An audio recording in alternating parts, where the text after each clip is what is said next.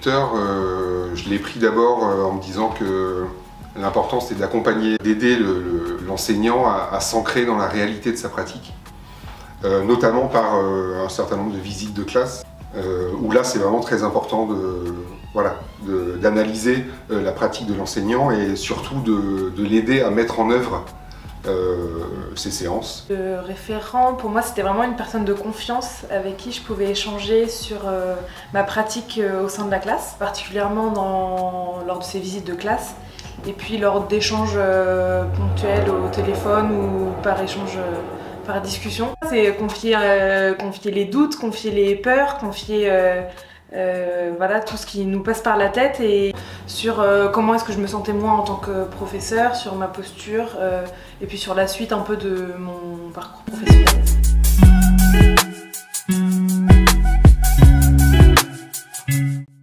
J'observe pendant presque toute une matinée et ensuite on fait un débrief qui dure environ 1 heure et où je me permets de dire à peu près tout ce que j'ai vu. C'est vraiment là en fait que j'ai l'impression qu'on commence le travail en tant que tuteur. Il y avait les visites de classe et puis il y avait des points téléphoniques par trimestre pour voir un peu comment je me sentais, etc.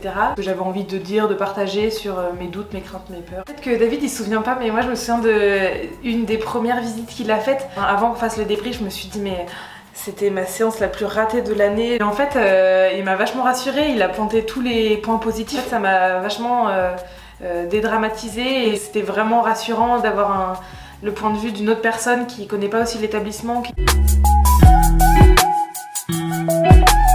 La notion juste de transmettre déjà, moi me plaît et m'anime. Être tuteur au choix de l'école, c'était d'abord ça en fait, d'abord une envie, plus que d'aller chercher quelque chose qui m'apporte, et l'envie de transmettre. Je transmets un savoir depuis longtemps, je voulais aussi transmettre mon métier. Ce que ça m'apporte, c'est un retour quasi immédiat de ma pratique. Moi, ce que ça m'a surtout apporté, c'est sur la posture, sur la gestion de classe, sur la gestion des activités, les activités proposées aux élèves, si elles étaient pertinentes, pas pertinentes. Ça m'a vraiment aidé à aiguiller comment je tenais ma classe. En fait, la posture d'enseignante que j'avais envie d'avoir, notamment par les feedbacks qu'on a reçus après les visites de classe, qui ont été pour moi essentiels et qui m'ont vraiment aidé à bien vivre ma première année en tant qu'enseignante.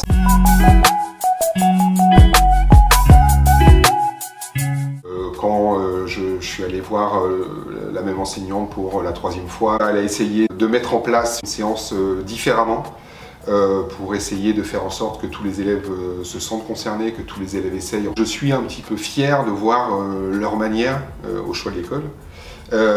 Et aux enseignants en fait, leur manière de s'adapter petit à petit au fil de l'année et au fil des 2 ans. Et je me dis que j'y suis peut-être pas pour rien.